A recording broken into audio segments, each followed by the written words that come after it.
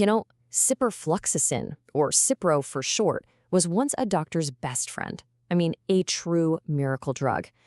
But a shadow side started to emerge, one that forced the entire medical community to rethink everything. So let's get into the story of this double-edged sword. Think about the last time you got an antibiotic. You probably just assumed your doctor picked it from a huge list of options, right? Well, the real story behind that choice is way more complex than you might think.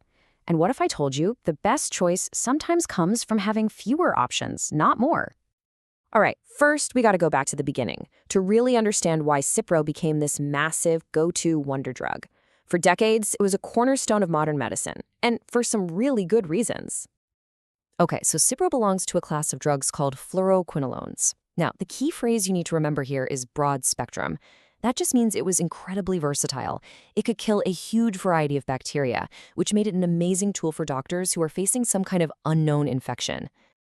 And because it was so good at its job, its use just exploded. Seriously, doctors were prescribing it for everything from urinary tract infections to sinus infections. It was reliable, it was effective, and it was trusted. But that very popularity, it planted the seeds for two major crises. The first crisis is one we've all heard about: antibiotic resistance. It's simple, really. When you use a powerful weapon way too often, the enemy learns how to fight back. And listen, this is not a small problem. A study in the Journal of Clinical Microbiology quotes the World Health Organization, which calls this one of the most serious threats to global public health. So that's the backdrop for Cipro's story. Its overuse was creating superbugs that it could no longer kill. And the way this resistance spreads is, well, it's pretty wild. It's not just about us taking pills. It's what's known as a One Health problem. See, the same antibiotics are used in farm animals. This lets resistant bacteria thrive, get into our soil and water, and, you guessed it, eventually find their way back to us. It is a truly vicious cycle. And if you want to understand the scale of this, just look at this number. A 2023 study found that a staggering 83.6% of E. coli samples from humans, chickens, and the environment in one region were resistant to Cipro. The drug was losing its power everywhere. But that whole resistance crisis, that was only half the story. The other problem was more immediate and way more personal. The drug itself could cause serious, direct harm to patients. Yeah, this wasn't just some long-term threat to society. Reports started flooding in that the drug was having severe effects on the very people it was supposed to be helping. The risks got so clear that the FDA issued its most serious caution, a boxed warning. And these are not minor side effects, folks. We're talking about tendon damage that can happen months after you stop taking the drug, permanent nerve damage, and really serious effects on the brain. This wonder drug had a very, very dark side. To see just how real these risks are, let's look at a specific case report. It's about a 42-year-old man who took a totally standard 10-day course of Cipro for a stomach bug. What happened next was just shocking. Just think about that for a second. 10 days after he finished the antibiotic, he suddenly developed weakness in both his arms and his legs. Tests eventually showed he had Cipro-induced peripheral neuropathy, nerve damage caused by the very drug that was supposed to make him better.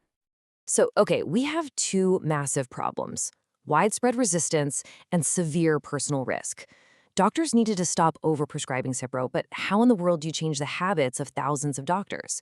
Well, a hospital in Toronto came up with a brilliantly simple solution. This whole solution falls under a concept called antimicrobial stewardship. It's basically a fancy term for a formal strategy to use antibiotics more responsibly, not by banning them, but by guiding doctors to make better, safer choices. And here's the genius part of the solution. So when a lab tests a bacterial sample, it sends a report to the doctor showing which antibiotics will work. Before, that report listed Cipro for pretty much everything. The hospital's intervention was so simple. They just changed the report. They literally hid Cipro from the list unless it was the absolute last resort. And the result? It was immediate and it was dramatic. This graph says it all. The solid black line, that's Cipro prescriptions. The moment they started this selective reporting back in 2011, prescriptions just plummeted by more than half. And here is why it worked so incredibly well. There were no memos, no lectures, no bans. Doctors are busy, right? They just looked at the lab report, saw a list of effective, safer antibiotics, and picked one. By hiding the problematic option, the hospital made the right choice, the easiest choice. But this is the most hopeful part of the entire story. What happened to resistance? See that dashed line? It shows how effective Cipro was against E. coli. Before the change, its effectiveness was just steadily dropping. After they cut prescriptions, the decline stopped. And then, get this, it actually started to improve. They were reversing antibiotic resistance. Incredible. And this leaves us with a really fascinating final thought. We always assume that more information, more data, leads to better choices. But the story of Cipro shows us that sometimes the smartest path forward comes from strategically providing less information, not more. By curating the choices, we can guide medicine towards a safer, more sustainable future for all of us.